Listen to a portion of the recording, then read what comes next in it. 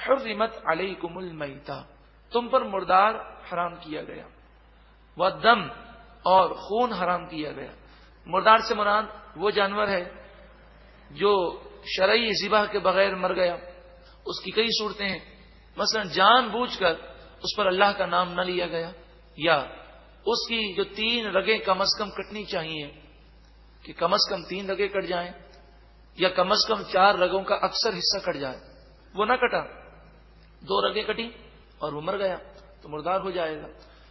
جان بوجھ کر بسم اللہ نہ پڑھنے، اللہ کا نام نہ لینے کی یہ صورت بھی ہے کہ منہ میں پان ہے اور پان منہ میں ہونے کی وجہ سے اللہ کا نام لینے کے لیے زبان ہلی نہیں، یاد تو ہے دل میں نام لے لیا تب بھی جانور حرام ہو جائے گا۔ اسی طرح چھری پر 2 آدمیوں نے ہاتھ رکھا اور ایک نے اللہ کا نام لیا، دوسرے نے یہ سوچا ہی مجھے یاد تو ہے اللہ کا نام لینا چاہیے، لیکن اس نے لے لیا مجھے ضرورت نہیں، تب بھی جانور مردار ہو جائے گا۔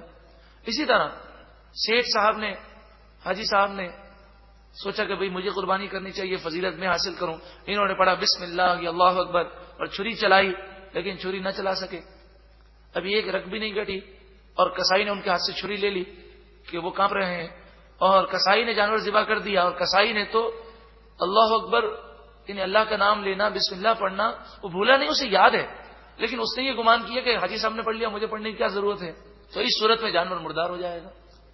تو اس لیے آپ ہمیشہ احتیاط کریں، جب بھی قربانی ہو تو جانور کو ذبح کرنے سے پہلے تمام جتنے لوگ پکڑے ہوئے ہوں سب سے کہیں دیکھیں جب میں ذبح کرنے لگوں تو سب کو بسم اللہ یا اللہ اکبر زور سے پڑھنا ہے۔ اس کا فائدہ یہ ہوگا کہ اگر جانور بھاگنے لگا اور کسی نے بھی چھری لے کر اس کو ذبح کر دیا تو پھر ایسا نہیں ہوگا کہ اس نے جان بوجھ کر اللہ کا نام نہ لیا۔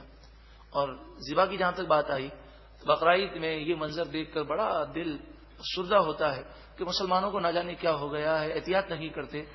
کسائیوں کو یہ دیکھا گیا کہ وہ جانور ذبح کرتے ہیں، ذبح کرنے کے بعد جب وہ ایک دفعہ گلا کاٹ دیتے ہیں پھر آپ نے دیکھا ہوگا کہ کسائی 2 کام کرتے ہیں، بعض کسائی فوراً کرتے ہیں، بعض 1 منٹ کے بعد کرتے ہیں۔ وہ کیا کرتے ہیں کہ وہ تھوڑا سا گلے کی طرف کھال کو تھوڑا سا چیر کر وہ چھری اندر ڈالتے ہیں اور پھر آپ دیکھتے ہیں جانور فوراً ٹھنڈا ہو جاتا ہے۔ یہ حرام ہے، سخت گناہ ہے، کیونکہ 4 رگیں کاٹنے کے بعد چھری کا استعمال جب تک جان نہ نکل جائے یہ حرام ہے۔ آپ نے دیکھا ہوگا کسائیوں کو وہ پیٹ پر زور زور سے دباتے ہیں، اس کی جان نکل رہی ہے اور وہ دباتے ہیں، یہ بھی حرام ہے۔ تو ہم نے نہیں روکا تو ہم گناہ گار ہوئے، ہمیں اس کی بھی توبہ کرنی پڑے گی۔ تو وہ کیا کرتے ہیں کہ وہ چھری گلے کی طرف سے تھوڑا سا چیر کر وہ چھری اندر ڈال کر دل کے قریب اس چھری کو مارتے ہیں، تو دل کے ارد گرد ایک جھلی ہوتی ہے، وہ جھلی جب کٹ جاتی ہے تو دل حرکت کرنا بند کر دیتا ہے، اس طرح جانور فوراً ٹھنڈا ہو جاتا ہے۔ دوسری صورت وہ یہ کرتے ہیں کہ اصل میں دماغ جو ہے یہ جانور کا زندہ ہوتا ہے، وہ دماغ خون مانگ رہا ہوتا ہے اور وہ خون دل پمپ کر رہا ہوتا ہے، لیکن رگ کٹی بھی ہوتی ہے اس لیے خون باہر جا رہا ہوتا۔ تو دماغ کو یہ ختم کرنے کے لیے اس طرح کرتے ہیں، کبھی کبھی 4 رگیں کاٹنے کے بعد آپ دیکھیے گا کہ وہ چھری کو سیدھا کرتے ہیں، سیدھا کر کے جہاں 4 رگیں کاٹی ہیں وہیں گھومتے ہیں آہستہ سے، کوئی بظاہر مشکل کام نہیں لگتا، اور پیچھے گردن کے پیچھے آپ دیکھیں گے ریڑھ کی ہڈی جا رہی ہے، اس ریڑھ کی ہڈی میں حرام مغز ہوتا ہے، وہ حرام مغز کو کاٹ دیتے ہیں، تو اس طرح اس کا دماغ سے رابطہ ختم ہو جاتا ہے، جانور فوراً ٹھنڈا ہو جاتا ہے۔ یہ بہت بڑا گناہ ہے، حرام ہونا اپنی جگہ ہے۔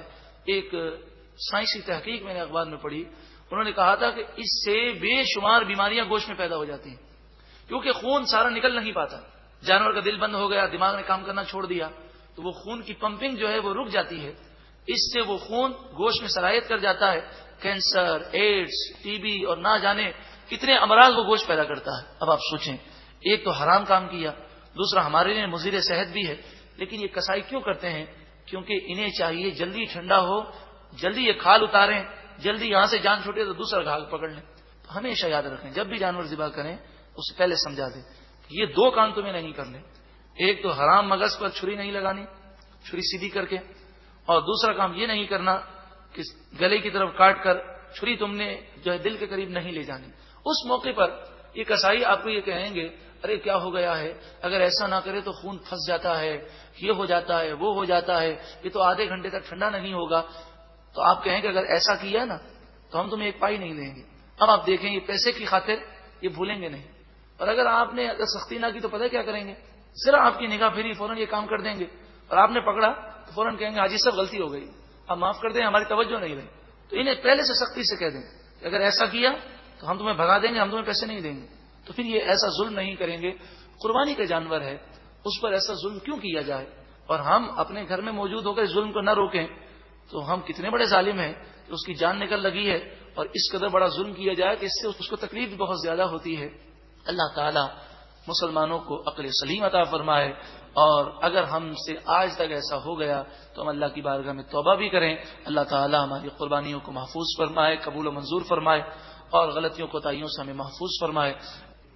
حرمت علیکم المیتہ، حرام کیا گیا تم پر مردار، والدم اور خون، ولحم الخنزیر اور خنزیر کا گوشت، سور کا گوشت، وما اوہل لغیر اللہ بہ اور وہ جانور حرام کیا گیا کہ ذبح کے وقت غیر اللہ کا نام لیا گیا، والمنخنقۃ اور وہ جانور حرام کیا گیا جو گلا گھونٹنے سے مر گیا، والموقوذۃ اور وہ جانور جو بے دھار کی چیز سے مر گیا، والمتردیہ وہ جانور حرام کیا گیا جو گر کر مر گیا، والنطیحہ اور وہ جانور حرام کیا گیا جسے دوسرے جانور نے سینگ مارا جس سے وہ مر گیا، وما اکل السبع اور وہ جانور حرام ہے جسے درندے نے کاٹا، الا ما ذکیتم مگر ان جانوروں کو تم شرعی طور پر ذبح کر لو تو وہ حلال ہے. یہ آیت کریمہ بہت ہی زیادہ تفسیر طلب ہے، لیکن ہم مختصر انداز میں اسے بیان کرنے کی کوشش کریں گے. سب سے پہلی بات ارشاد فرمایا گیا کہ تم پر میتہ حرام ہے، مردار حرام ہے. مردار جانور کسے کہتے ہیں؟ جس جانور کو ذبح کرنے کا حکم ہے، وہ بغیر شرعی ذبح کے مر جائے تو وہ مردار جانور ہے. اور مردار جانور کی کئی صورتیں ہیں، ان میں سے چند صورتیں اس آیت کریمہ کے اختتام پر ہیں، یعنی تھوڑا سا آگے ہیں. ایک صورت ہے والمنخنقہ، مردار سے مراد وہ جانور بھی ہے کہ گلے میں رسی پھنس گئی اور گلا دب گیا اور گلا گھونٹنے سے وہ مر گیا تو وہ بھی مردار ہے. والموقوذہ اور وہ بھی مردار ہے کہ جسے ذبح تو کیا گیا لیکن کسی دھار والی چیز سے ذبح نہیں کیا گیا بلکہ پتھر مار کر اسے ہلاک کر دیا گیا، تو پتھر مارا گیا، اس سے خون نکلا، لیکن اس صورت میں وہ جانور حلال نہیں ہوگا. ایک اور صورت مردار جانور کی فرمائی گئی والمتردیہ کہ جو اوپر سے گر کر مر گیا ہو، وہ بھی مردار جانور ہے. والنطیحہ وہ جانور بھی مردار ہے کہ کسی جانور کو دوسرے جانور نے سینگ مارا جس سے وہ زخمی ہو گیا اور پھر اس زخم سے ہلاک ہو گیا تو وہ مردار ہے. وما اکل السبع اور وہ جانور بھی مردار ہے کہ جسے درندے نے کاٹا ہو، جس سے زخم ہو گیا ہو اور وہ جانور مر جائے تو یہ سارے جانور مردار ہیں. لیکن فرمایا الا ما ذکیتم وہ جانور حلال ہیں ان میں سے جنہیں تم ذبح کر لو.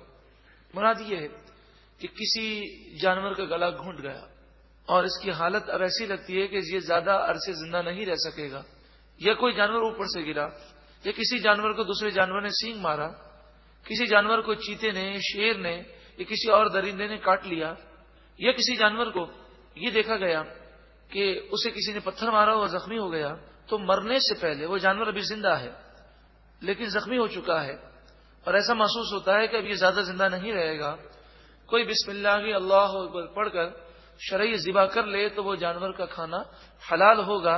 اب ہم یہ کہیں گے کہ وہ پتھر لگنے سے نہیں مرا بلکہ یہ مر گیا ذبح کرنے سے. ہم یہ کہیں گے کہ یہ اوپر سے گرنے سے نہیں مرا، اس سے مرتا تو کچھ وقت لگتا لیکن اسے ذبح شرعی کر دیا گیا، تو ایسے جانور کا کھانا حلال ہے. الا ما ذکیتم سے یہ مراد ہے. میتہ کی اور بھی تفصیل احادیث طیبہ اور تفاسیر میں موجود ہے. اس میں سے ایک کہ بسم اللہ کی اللہ اکبر پڑھنا، اللہ کا نام لینا یہ ضروری ہے. کوئی بھول جائے تو معاف ہے، لیکن جان بوجھ کر اگر اللہ کا نام نہ لے تو وہ جانور مردار ہو جاتا ہے. اسی طرح جو ذبح کر رہا ہے اس کا مسلمان ہونا ضروری ہے. اگر وہ کافر ہے، یا مشرک ہے تو وہ بسم اللہ یا اللہ اکبر پڑھے گا تب بھی وہ جانور حرام ہی رہے گا، مردار ہی رہے گا، وہ حلال نہیں ہوگا۔ ہمارے زمانے کے عیسائی یہودی یہ اپنے دین سے منحرف ہیں، لہذا فی زمانہ عیسائی یہودی کا ذبیحہ بھی حرام ہے۔ ان کے ہاتھ کا کیا ہوا ذبیحہ وہ چاہے اللہ اکبر پڑھیں، بسم اللہ پڑھیں، لیکن عیسائی یہودی کے ہاتھ کا قربان کیا ہوا جانور جو ہے ہم نہیں کھا سکتے۔ گزشتہ درس میں ایک ضروری بات عرض کی تھی کہ جانور کے لیے یہ بھی ضروری ہے کہ اس کی کم از کم 3 رگیں کٹ جائیں یا کم از کم 4 رگوں کے اکثر حصے کٹ جائیں۔ اگر 2 رگیں کٹیں یا 3 رگیں پوری نہ کٹیں تو اس صورت میں جانور حلال نہیں ہوگا۔ عام طور پر قربانی کی صورت میں بعض لوگ جانور کی کھال بچانے کے لیے جانور کی گردن کاٹتے ہیں اس کے منہ کے قریب سے۔ تو ایسا دیکھا گیا کہ ایک مفتی صاحب بتا رہے تھے کہ ہمارے دارالعلوم میں لوگ کٹے ہوئے بکرے صدقے کے بھیجتے ہیں تو انہیں پھینکنا پڑتا ہے کہ ہم جب ان کی گردن دیکھتے ہیں تو 2 رگیں کٹی ہوئی ہیں اور وہ جانور تو مر چکا ہے، وہ تو مردار ہے، اسے نہیں کھا سکتے، وہ 2 رگیں کاٹ کر یا 2.5 رگیں کاٹ کر دے دیتے ہیں۔ کہ یہاں 4 رگوں سے مراد اصل میں 2 رگیں ہیں اور 2 نالیاں ہیں۔ 2 رگیں خون کی ہیں، ایک خون کے لانے کی ہے اور ایک خون کے لے جانے کی ہے، یعنی ایک رگ دماغ کی طرف خون لے جاتی ہے اور دوسری رگ دماغ سے خون لے کر آتی ہے، اور 2 نالیاں ہیں، ایک غذا کی نالی ہے اور دوسری سانس کی نالی ہے، ہوا کی نالی ہے۔ غذا اور سانس کی نالی دونوں ایک ساتھ ہیں، ملی ہوئی ہیں تو الگ الگ نالیاں لیکن ان کا فاصلہ زیادہ نہیں ہوتا، آپ سمجھے تقریباً دونوں برابر برابر میں ہوتی ہیں۔ اور جہاں تک خون کی نالی کا تعلق ہے اس کی پہچان یہ ہے کہ جب جانور کو ذبح کرتے ہیں تو آپ دیکھیے گا 2 خون کی دھاریں اڑتی ہوئی نظر آتی ہیں۔ جب 2 خون کی دھاریں اڑتی ہوئی نظر آئیں اس کا مطلب خون کی 2 رگیں کٹ گئیں، اور سانس کی نالی اور غذا کی نالی بھی کٹ جائے تو سمجھیں 4 رگیں جو کاٹنا افضل ہے وہ کٹ گئیں، اور 3 رگیں کٹ جائیں تب بھی قربانی ہو جائے گی۔ قربانی کے علاوہ بھی جانور کے ذبح کرنے کا یہی طریقہ ہے۔ مرغی ذبح کرتے وقت کئی مرتبہ یہ دیکھا گیا ہے کہ منہ میں پان ہوتا ہے اور وہ مرغیاں ذبح کر رہے ہوتے ہیں، اللہ کا نام جان بوجھ کر وہ دل میں لیتے ہیں، زبان سے نہیں لیتے، تو اس صورت میں وہ جانور مردار ہو جائے گا۔ تو جب بھی آپ مرغی لینے جائیں تو اسے کہیں کہ دیکھیں آپ بسم اللہ اللہ اکبر اتنی آواز سے پڑھیے گا کہ ہم سنیں، یہ احتیاطاً ہے، اور اگر ہم نے نہ سنا تو پھر ہم یہ مرغی نہیں لیں گے۔ تو پھر وہ اس طرح اللہ کا نام لے کر جانور ذبح کریں گے اور اس طرح ہمارا جانور مردار ہونے سے محفوظ ہو جائے گا۔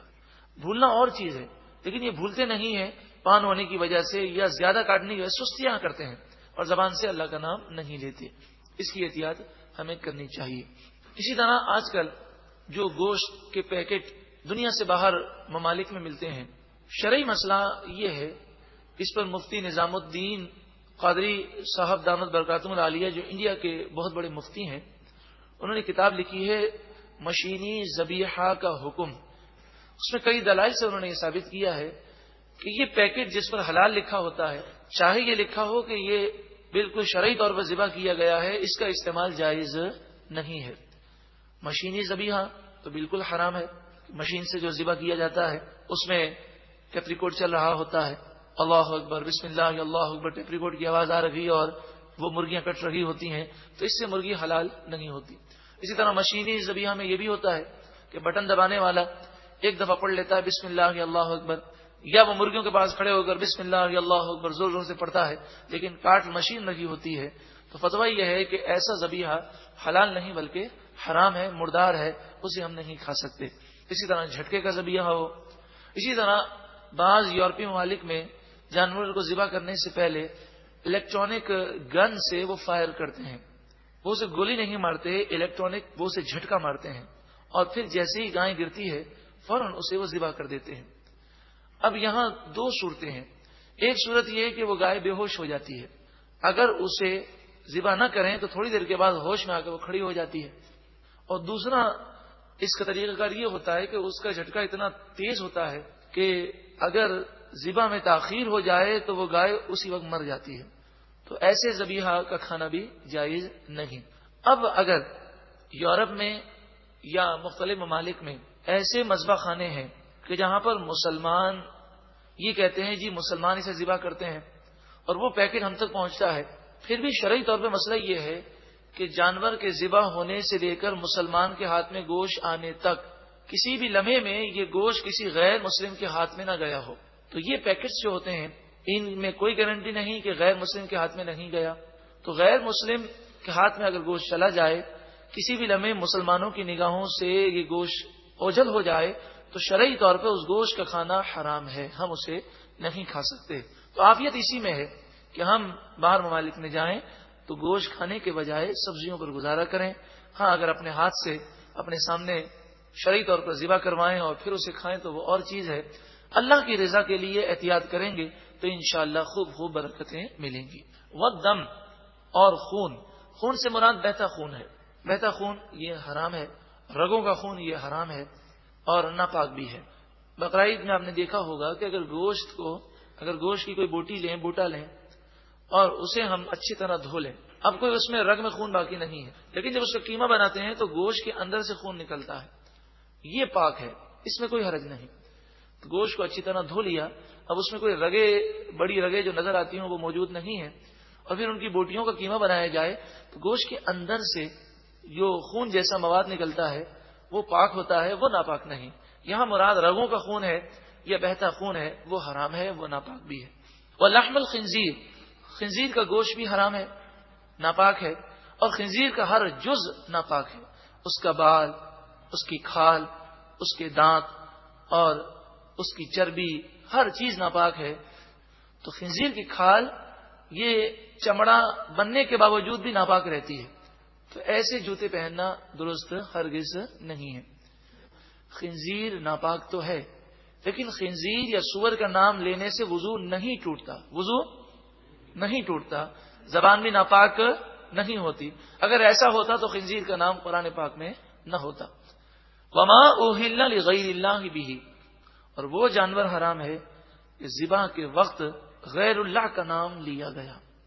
جیسے مشرکین مکہ کرتے کہ جانور ذبح کرتے تو بسم اللہ کی جگہ کہتے بسم اللہ والعزى والمنات. لات, عزا اور منات ان کے بت تھے, تو بتوں کے نام پر جانور کو ذبح کرتے. تو ایسا جانور حرام ہے, وہ مردار ہے. لیکن ہرگز اس آیت کا یہ مطلب نہیں کہ کسی جانور کو ذبح سے پہلے کسی شخصیت کی طرف منسوب کر دیا جائے تو وہ جانور حرام ہو جائے گا, ایسی کوئی بات نہیں ہے. آپ اگر ایک گائے لے کر آئے اپنے دادا جان کی برسی کے لیے, اور آپ کا مقصد یہ ہے کہ اس گائے کو ہم ذبح کریں گے, گوشت پکائیں گے, مسلمانوں کو کھلائیں گے, اور اس کا ثواب ہمارے دادا جان کو ایصال کریں گے, ایصال ثواب کے لیے گائے لے کر آئے, تو عرف میں لوگ اسے کہتے ہیں یہ ہمارے دادا جان کی گائے ہے. تو یہ دادا جان کی گائے کا مطلب یہی ہوتا ہے ان کے ایصال ثواب کے لیے. لیکن جب ذبح کرتے ہیں تو کس کا نام لیتے ہیں؟ اللہ کا نام لیتے ہیں. تو جانور بالکل حلال ہے, اس کا کھانا بھی کوئی حرام نہیں ہے, وہ کوئی مردار نہیں ہو جاتا.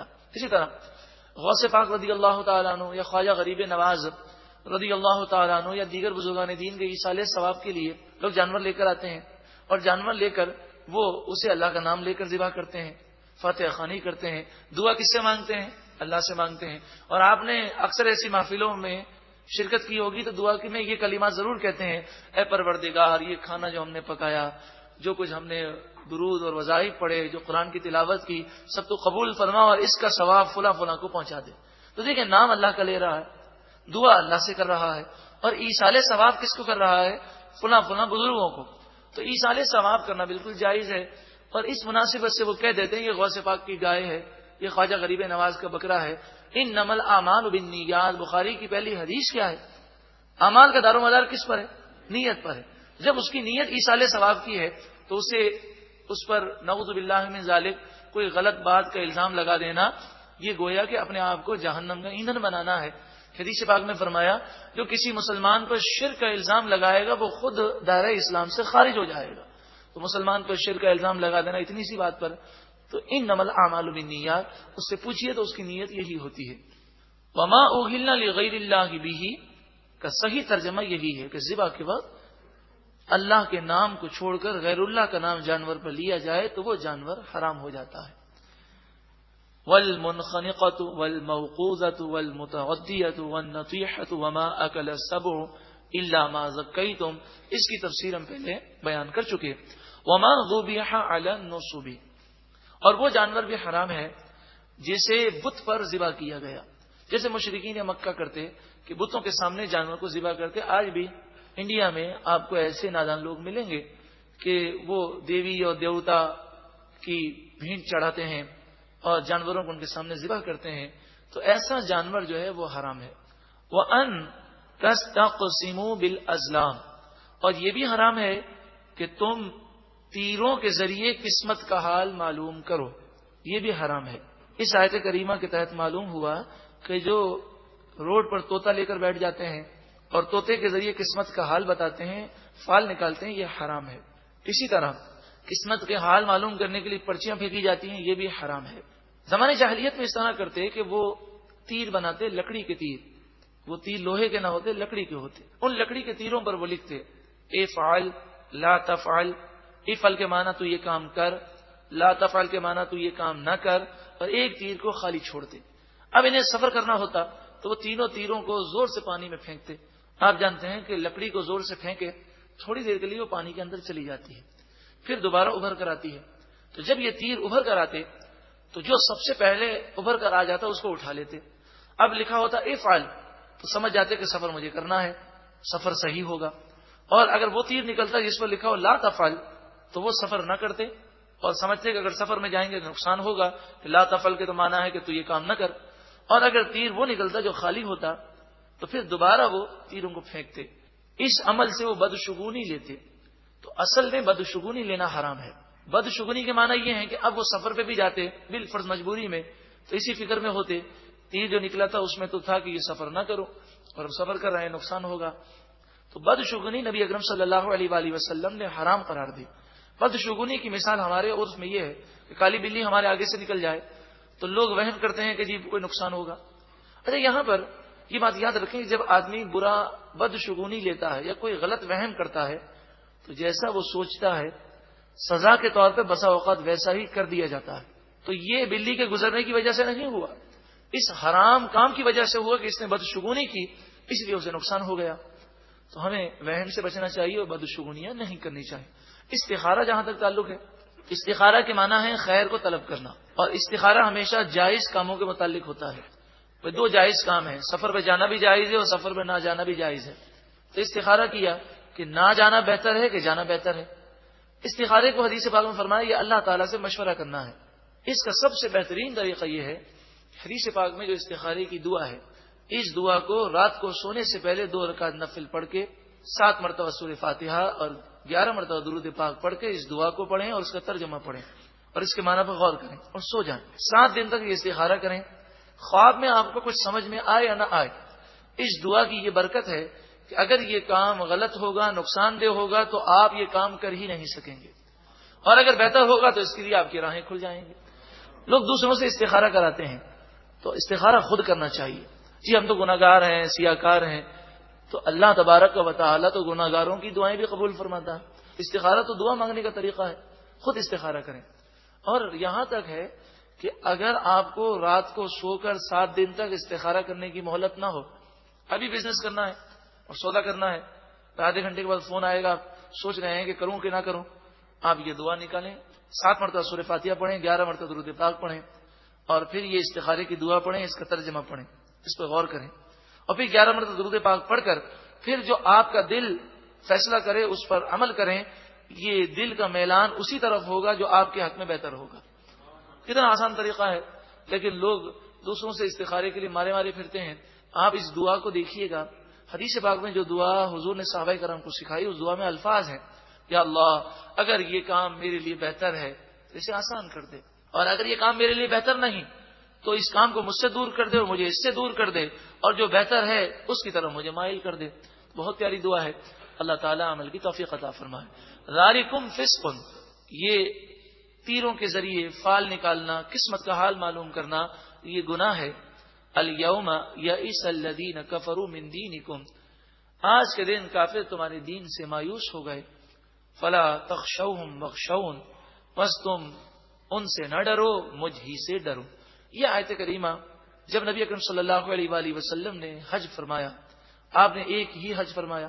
جو آپ نے حج فرمایا 9 ذی الحجہ یوم عرفہ، عرفات کے میدان میں جب عصر کا وقت ہو گیا تب یہ آیت کریمہ نازل ہوئی، یعنی سورج اس مقام پر آیا کہ جب عصر کا وقت ہو جاتا ہے، کیونکہ نبی اکرم صلی اللہ علیہ وسلم نے میدان عرفات میں ظہر ہی کے وقت میں ظہر اور عصر دونوں آپ نے جماعت کروائی تھی۔ تو یہ آیت کریمہ نازل اس سے معنی یہ ہے کہ کافر یہ سمجھتے تھے کہ دین اسلام ایک وقتی تحریک ہے، یہ مٹ جائے گا، لیکن اس وقت کافروں کو یہ معلوم ہو گیا کہ دین اسلام تا قیامت قائم و دائم رہنے والا دین ہے۔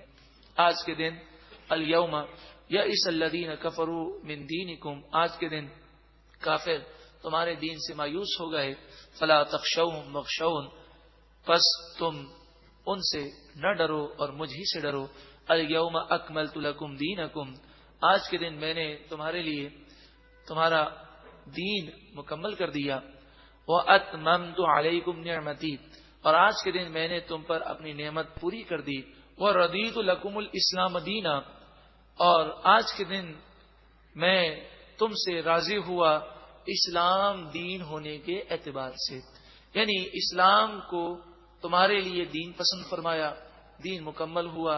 اس سے مراد دین کے اصول ہیں، یعنی قرآن مجید فرقان حمید میں رہتی دنیا تک آنے والے تمام نئے مسائل کا جواب اصولوں کی صورت میں موجود ہے۔ ہم قرآن و حدیث کی روشنی میں ہر نئے مسئلے کا جواب تلاش کر سکتے ہیں، یہی علماء نے کام کیا اور مجتہدین نے اس پر کام کیا۔ جب یہ آیت کریمہ نازل ہوئی، امام بخاری اور مسلم اپنی بخاری شریف اور مسلم شریف میں لکھتے ہیں کہ حضرت عمر رضی اللہ تعالی عنہ کے پاس ایک یہودی آیا، اور امام ترمذی لکھتے ہیں حضرت عبداللہ بن عباس کے پاس بھی ایک یہودی آیا، اور یہودیوں نے ان دونوں شخصیتوں سے یہ کہا کہ یہ جو قرآن کی آیت تمہارے پاس ہے، اگر یہ آیت ہم پر نازل ہوتی تو ہم اس دن کو عید کا دن مناتے۔ اتنی پیاری آیت کہ دین کی تکمیل کی آیت کریمہ ہے، تو ہم اسے عید مناتے، اس کی یادگار مناتے۔ حضرت عبداللہ بن عباس اور حضرت عمر رضی اللہ تعالی عنہما نے انہیں یہ جواب دیا کہ یہ آیت جس دن نازل ہوئی ہم اس دن میں 2 عیدیں مناتے ہیں۔ یہ آیت یوم عرفہ کو نازل ہوئی، یوم عرفہ بھی ہمارے نزدیک عید کا دن ہے، اس دن جمعے کا دن تھا، ان یوم الجمعۃ یوم العید، جمعے کا دن بھی مسلمانوں کے لیے عید کا دن ہے۔ اس حدیث پاک کے تحت علماء نے لکھا کہ جب بھی اللہ تعالیٰ کی بڑی نعمت کا نزول ہو اس دن کی یاد منانا، ان معنوں میں کہ وہ جب دن آئے تو اللہ کی عبادت کریں، اللہ کا شکر کریں، صدقہ و خیرات کریں، تو دن کی یادگار منانا بالکل جائز ہے۔ اگر ایسا نہ ہوتا تو حضرت عمر اور حضرت عبداللہ بن عباس رضی اللہ تعالی عنہم ان یہودیوں سے کہتے کہ یہ دن منانا تو ہمارے یہاں بدعت ہے، ہم تو دن نہیں مناتے۔ آپ نے کہا ہم مناتے ہیں، لیکن تم ایک عید کی بات کرتے ہو، اس دن ہم 2 عیدیں مناتے ہیں، یوم عرفہ بھی عید کا دن ہم نے منا لیا اور جمعے کا دن بھی ہمارے لیے کیا ہے؟ عید کا دن ہے۔ فمن اضطر فی مخمصۃ غیر متجانف لإثم، پھر جو کوئی بھوک و پیاس میں مجبور ہو جائے، غیر متجانف لإثم، گناہ کی طرف سرکشی کرنے والا نہ ہو، بھوکا مر رہا ہے، حرام گوشت کے علاوہ اور کوئی چیز کھانے کو نہیں ہے، پیاسا مر رہا ہے، شراب کے علاوہ اور کوئی چیز پینے کو نہیں ہے، تو جان بچانے کے لیے اتنے لقمے کھا سکتا ہے جس سے صرف جان بچ جائے، اس سے زیادہ کھانے کی اجازت نہیں۔ فإن اللہ غفور الرحیم، پس بے شک اللہ تعالی بخشنے والا مہربان